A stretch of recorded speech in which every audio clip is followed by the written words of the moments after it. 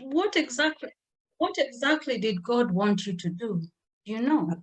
I go and just speak in his life. Have you done it? I'm waiting for a phone call. I called the mother earlier on in the day. Mm-hmm. Mm. So if that happens, I will go. Because why would they cremate him if he hasn't come in agreement with it? No, he hasn't. No, he hasn't died. But you know, everybody who's coming and say, "I'm saying my bye-byes. This is good. We have come now. We may never see each other." It's just like, yeah, serious agreement. He has said bye-bye. Says bye-bye. But I think it's there's just saying bye-bye because of how the situation looks like. It's dire. yes, but then you're not in your heart, you're not in agreement with death. No. Mm. In mind, I think there's hope for the hope that these two, because first of all, they are like here, they be a little bit of Jewish, a little bit of Catholic, a little bit of Buddhism, because now they are made a wooden box. They are not going to cremate, but they're going to celebrate him for 3 days once he's died. That his soul separates, you know. Once he dies, they will watch his body for 3 days. They will come and tell him stories. They will come and just visit with him until the 3 days are up. Then he get cremated, but he's not dead yet. Sounds serious. They made serious plans.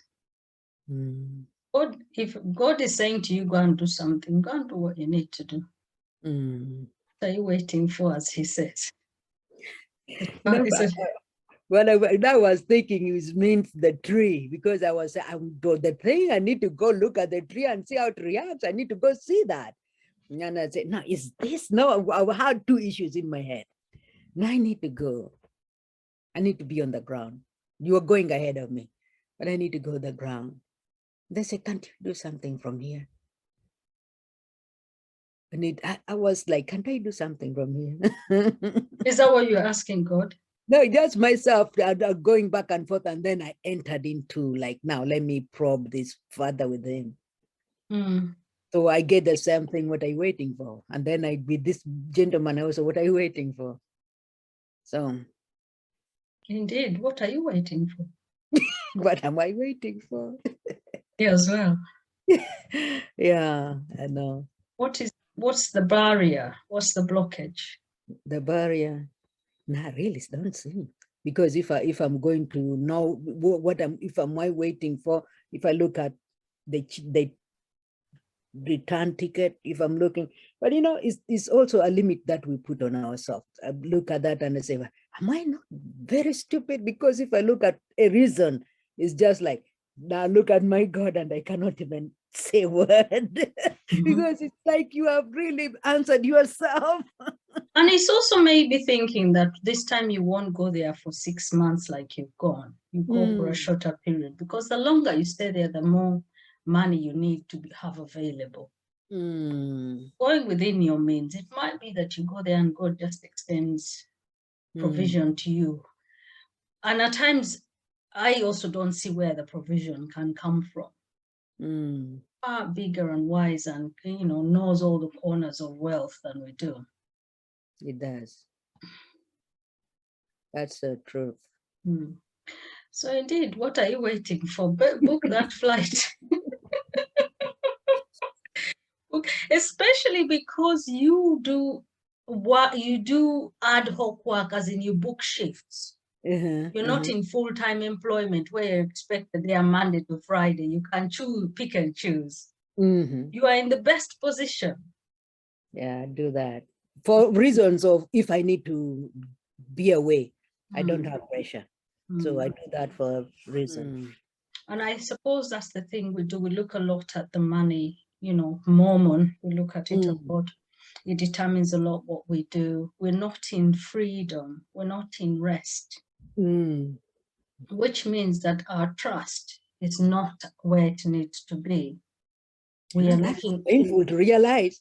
You realize that's so painful. It burns your soul like That's goes they are so painful. I say, no, it's sensible to even say, if I'm having a barrier, who is my supply? Is my supply exhaustible? I mean, No. you lay a demand on that supply. So And there is something yeah. about going to the land and stepping on it. Mm.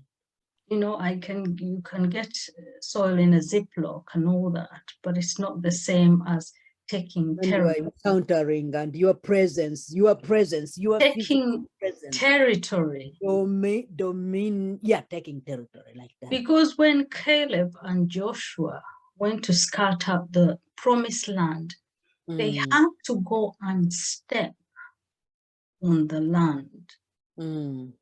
And they knew that they didn't see themselves as grasshoppers like the rest, but they saw that they could take the land. And I think, yeah, it's okay to get Ziplocs and everything, but it's not the same. I agree. Yeah, it's stepping on the land. Agree. No, did I tell you about the reaction? What reaction? Well, they're outside here. What happened? I mean, that's the seriousness or the weight of it. Yeah, what did you do? And your feet, bare feet now. Mm. You get that thing responding. Mm. It was not like in agreement or complying or wanting to align with no, it was so resistant. But also when I did that when I was here, the thing chapad me. I went, I went, Mommy said, hey, go and walk on the land, ask it to give you to yield its best. You did it. So I said, why am I going to do this? So I went and I sat in the park. I took my shoes off, put my feet down, and I spoke and I spoke. It was like, who are you that you come here and make such words? Because the land in Uganda was insulted. So the land in Uganda had released you because your mom had instructed it. But she hadn't yet. Oh, okay. So she just said, oh, you go. So me, I also carried on when she hadn't yet. And I said to them, my God, this thing has really attacked me. All manner of illnesses I felt. So she had to release us. And I said, you know, there might have been someone who spoke to the land that we cannot live or we cannot thrive where we are. We need to speak to it to release us and for us to be able to thrive where we are. So she did. And after that, I prayed and nothing happened. But there's that thing about going and speaking to that land and telling it to release you. Because then where you are just answers to the other one and says, what are you talking about? They are free there. I cannot hold them. I say, what God has blessed, nobody can curse it.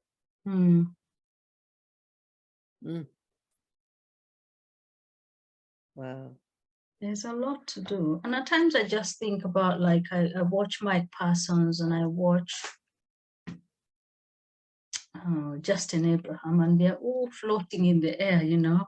Things are so good. And I'm thinking, oh, these guys, they don't have a similar experience as us because we come from a place where the unrighteous real has really been embedded in our culture. That people run to these spiritualists, to these powers, for anything, for children, for wealth, for protection, for harvest, for, you know, for sowing, everything they put it through. So everything is under those powers, but the unraveling is something else. And I just see how they are just in a place where the heavens are just so easy in terms of nothing is holding. The land just yields its best for them because they haven't had that culture where the unrighteous real has been infiltrated everything.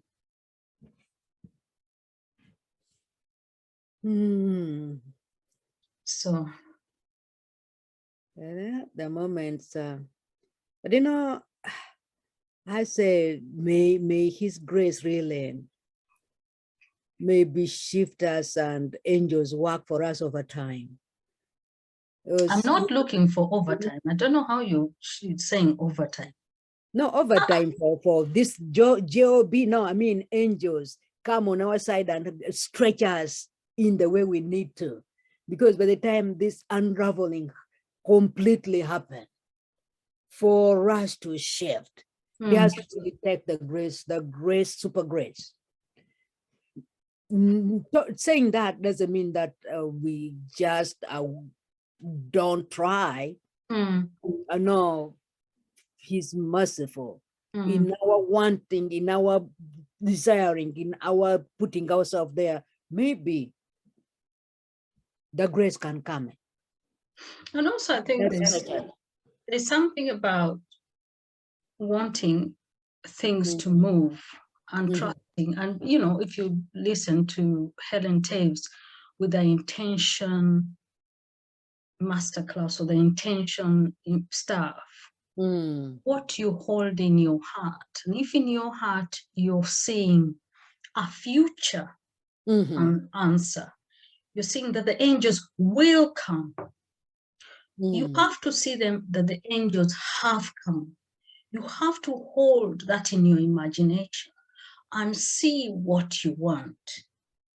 As has already happened, as has already been provided, as it's already happening. Yes, because we were taught that we pray for. But actually, when you hold an intention, even in our prayers today, we're praying with the answer. We're saying what we want. That's why I was saying, like when we were talking about Uncle Don, that I see what I want. I don't see this other thing. I see what I want. And that's the position I come from, because God wants us to go before Him with what we've got, not what we lack. So you go to, for instance, if you go to God and say, I don't have money, I don't have this, I don't have, and He's like, but okay, how can I multiply 0? Okay, 0 going to be 0, maybe a bigger 0.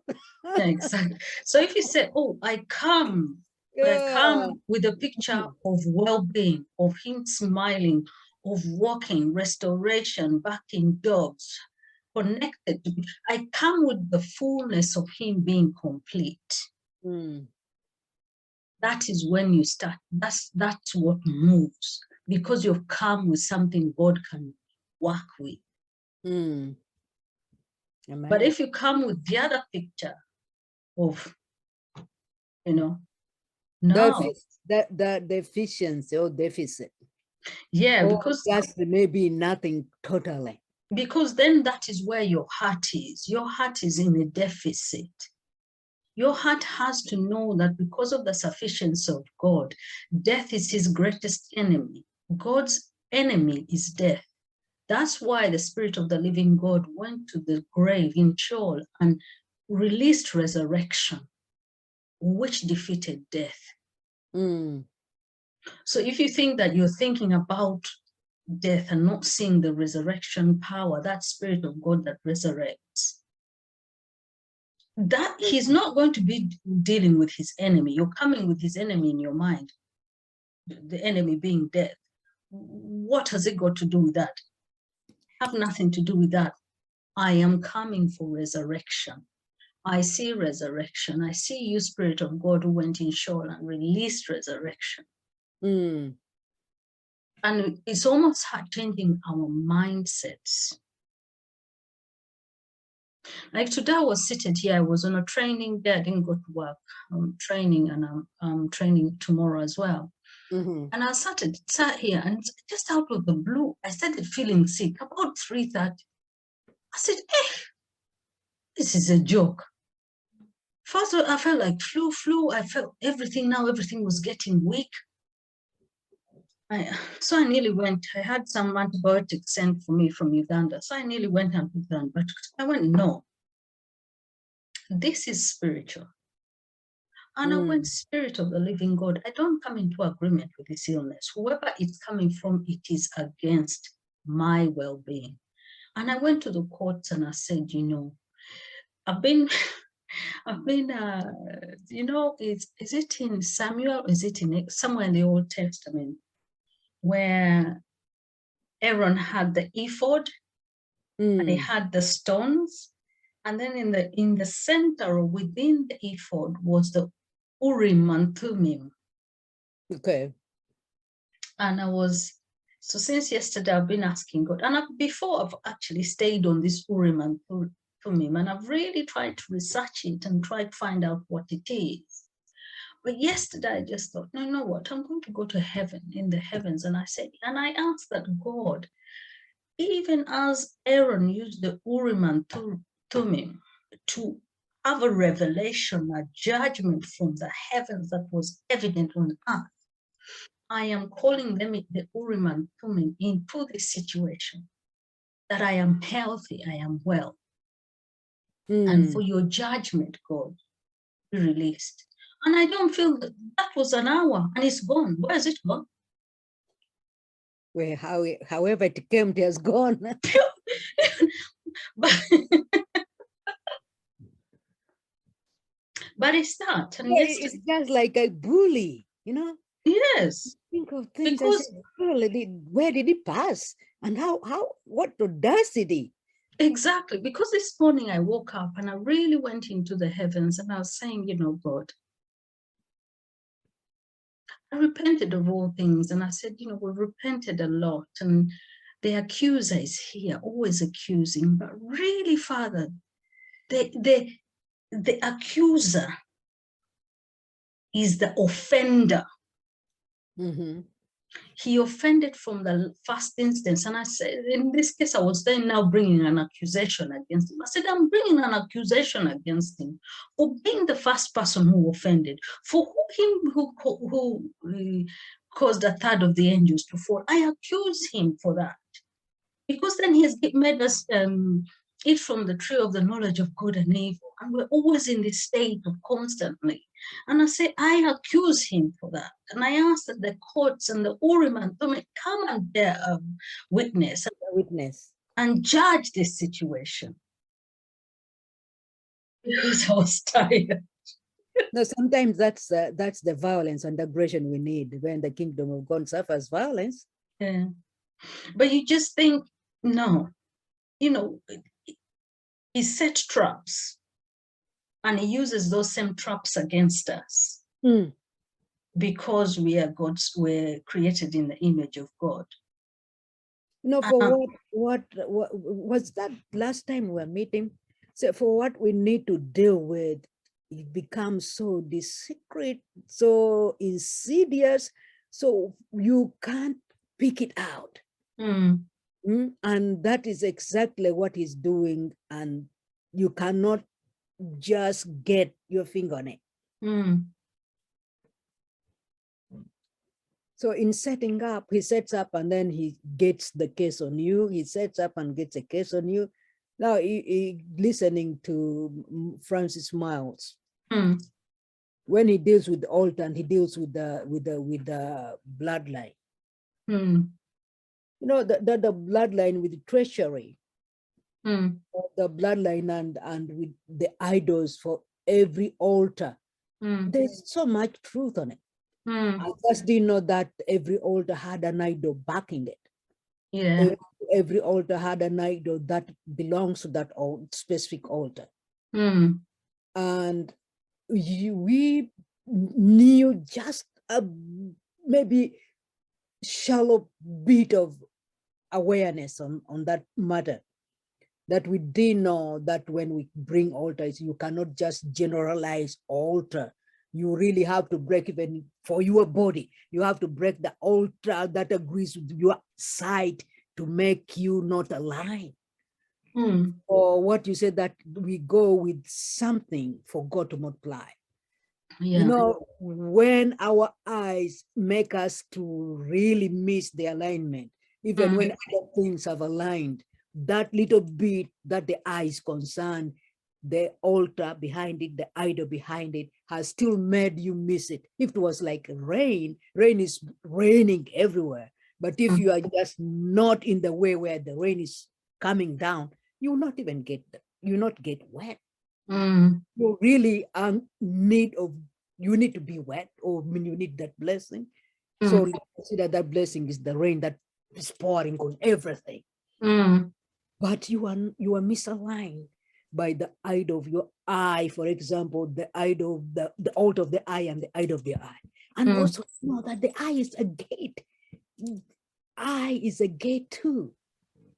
On the side, if you flip it the other side, beyond the physical, the Mm. eye connects you to what you see that makes the will happen.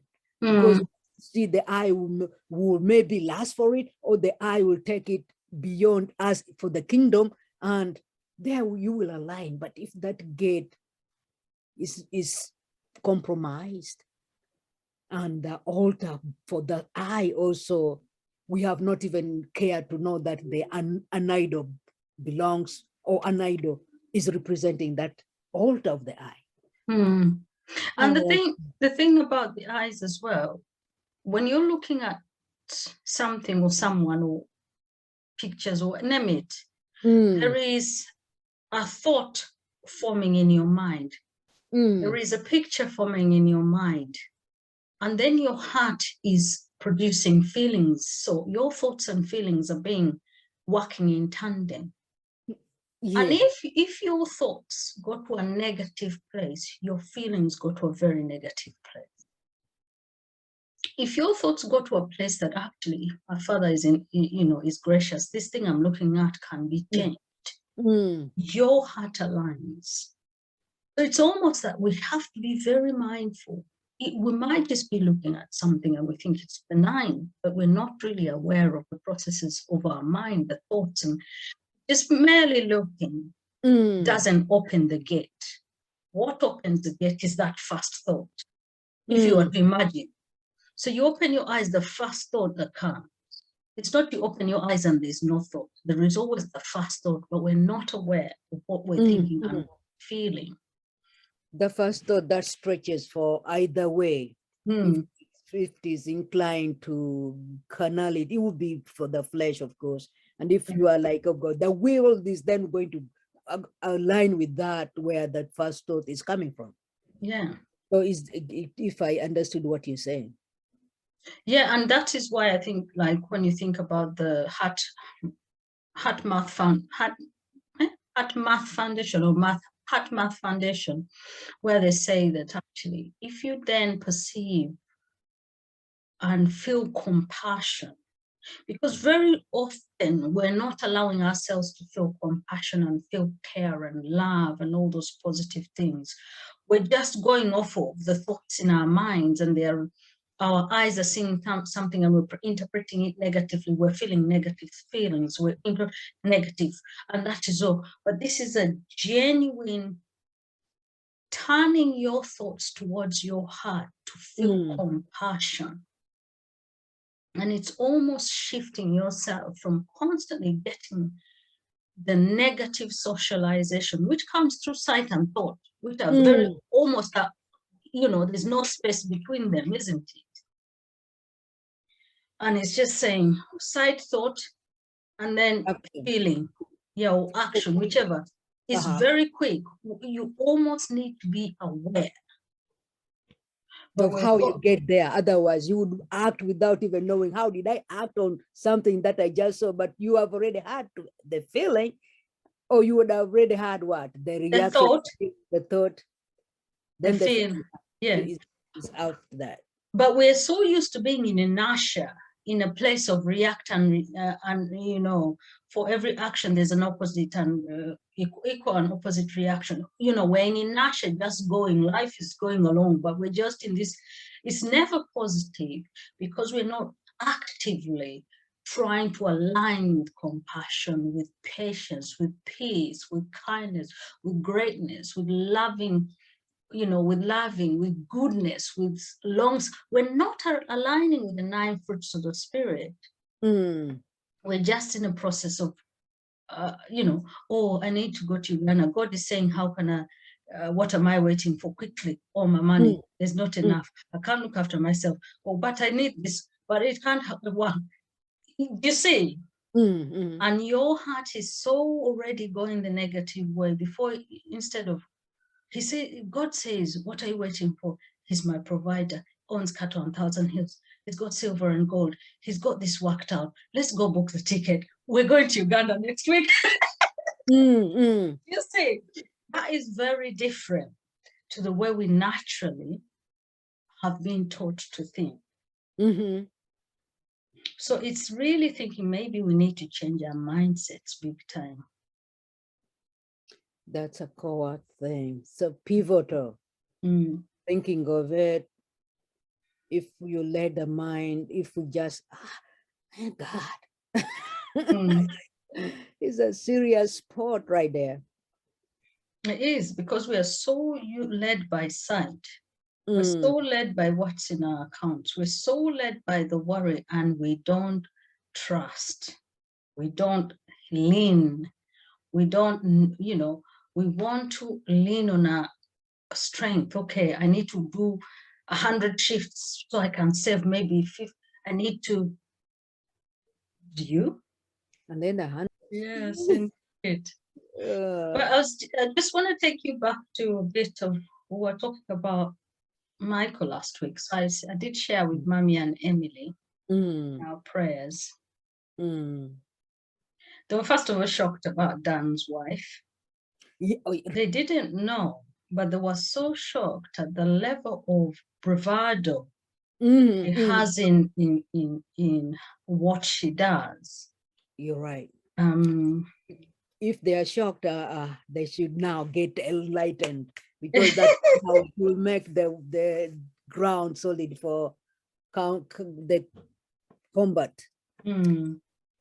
But there was something, because Emily went into prayers and she was praying about, because I was saying about her. I did tell them all the stories, especially that one that Michael won't cross the threshold, he will fall dead and all that. And they're like, what? So I think that kind of sparked Emily, and she kind of went into, and as she was praying, she saw something, a black figure ran to the back of the house forever. But then she went to bed. All she could dream about was vampires. Blood suckers. Exactly. Vampires. She would wake up, counsel, and God would bring it back to her.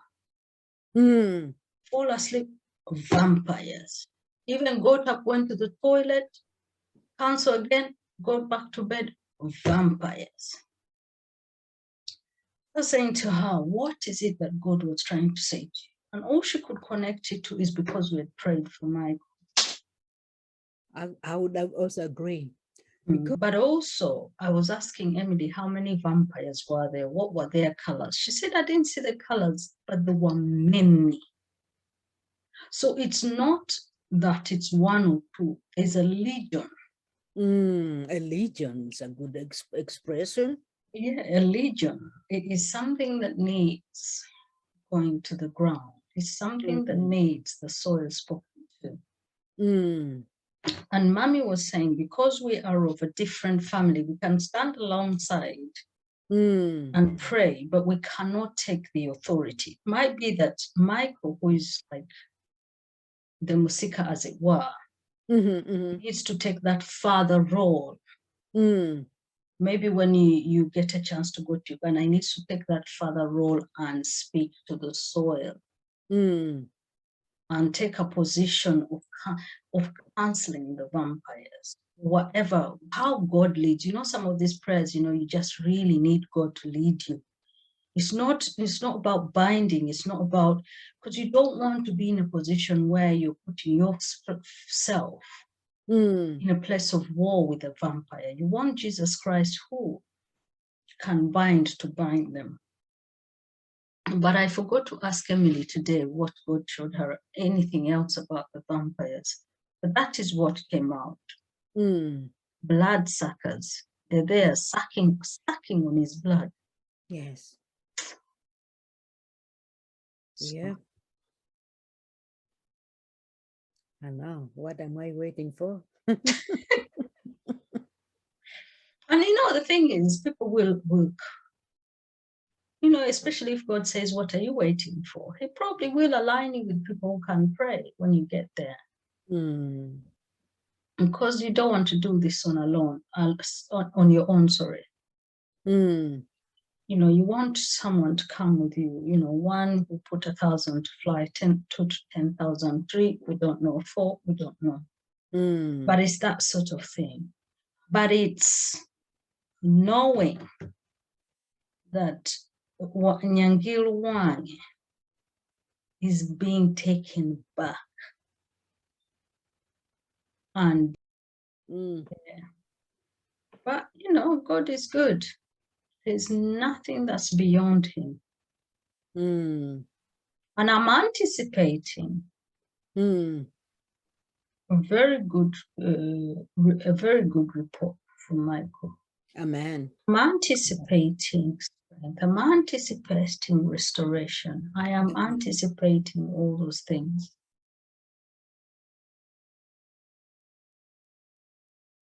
Amen. Because even if you were to call him tomorrow and he says, oh, yes, it's bad, it's bad. Oh, it's so bad today. Mm. It doesn't change. What the Lord has already endorsed as multiplying good. Mm-hmm. Amen. It is done. But some of those things, the enemy, like I was saying to you today, out of the blue, I started feeling like I'm getting a cold. And my joints were starting to, I said, who are you? And what are you doing in my house? Get out. And that was it. I had been having this pressure in my head. So it's not a headache, it's not, but it feels like my head is pumped full of pressure. It is at bursting point that I cannot even think. And I was saying, God, this is not right. That something comes and does this to my brain. And so I was just thinking about the Macabre. I don't know if you ever watched about the Macabre with Helen Taves. No, I've not watched it, but the first time I heard of it was when, what is that? Restoration of All Things with the Nancy Cohen. That part of when she had a session with the Macabre's, educating. I've not watched Restoration of All Things by her. The first one. I didn't watch it. Okay. You know, you did it online, isn't it? Yes. I didn't. Live streaming. So for one with Helen, is it still online? Is it still on YouTube? Yes, it is. And so she does Macabre Ascension, which I've not joined her group, so I've not been part of it. But she's saying since she started doing the Macabre Ascensions, her life is so different. But she was saying something about activating the Macabre. Even Mike Person says it, to activate the Macabre, your light body. What the light body, yes. The light within us. Yes, and I say to God, activate the Macabre within me, activate the crown, because you come from the crown, the root. And I'm saying, activate the crown, the Macabre light within my crown. Sing, you know, light pixels that release life. I mean, really, this bit, he wants to really be in control of it. His seat, he likes his seat to be here. Once he's captured this bit and drives you through negativity, then he thinks that then he is controlling your heart. That's where our third eye is, isn't it? The revelatory center. The knower, isn't that the third eye? Yeah. I'll look it up. Helen Taves. But it sounds like there's a lot to do. Yes. But it's all good. I just feel it. It's all good. I slowed down. I mean, if I really kept the time when I just got into this with you, if I'd kept that pace. No, It is, isn't it? that loss of internet for 6 months threw me off. It is, though. It is what it is. And I think Mhm. that's just how life is. It gets in the way. Mhm. But it's also knowing that, God is showing you things.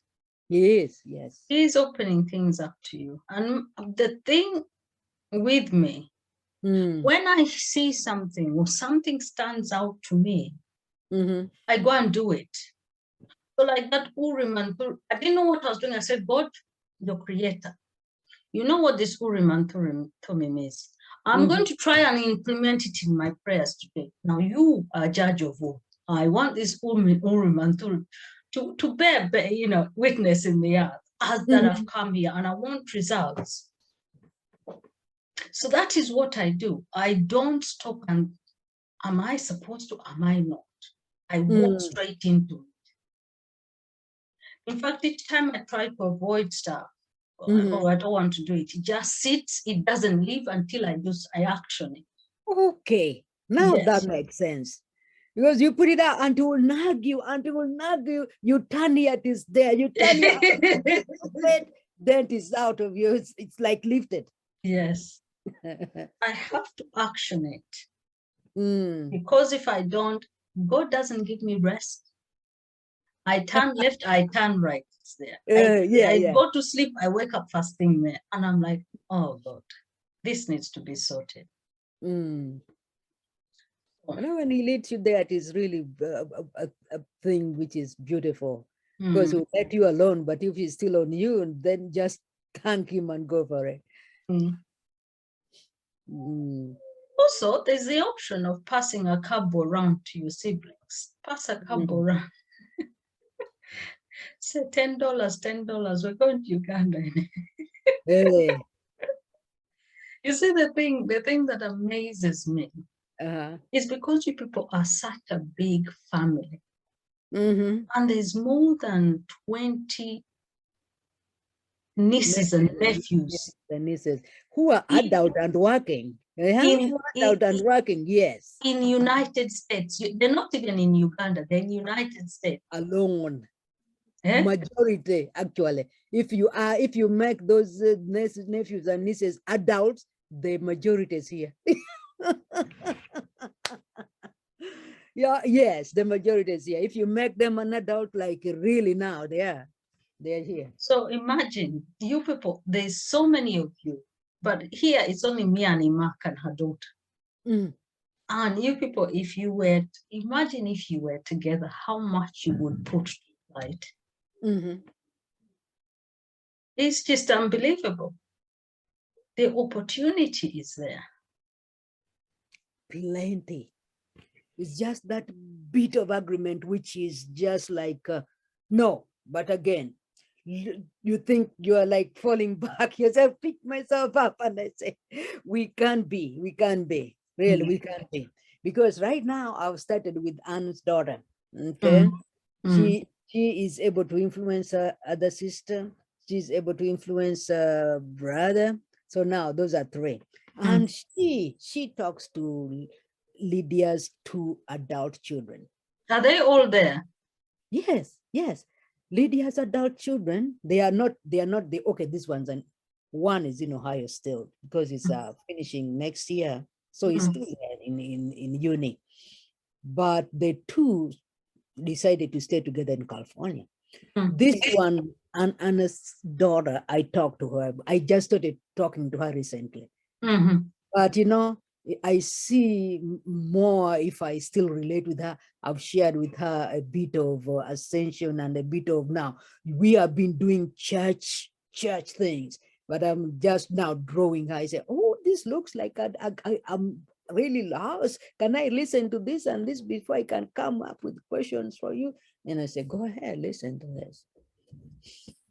So that one for me, I'm praying that may because if they look at me and I'm their aunt and they will like, oh, auntie, they will build a shell on me. But still, if they get it, they will still be free. But also it's this thing, isn't it? It's the level of being open. And especially, I think culturally, there is something, maybe that's why also our parents, so like dad and all this, they didn't share with us these things about altars, what the things they did, the idols that, they didn't give us detail because everything was shrouded in secrecy. And that is the culture of African families. A lot is shrouded in secrecy.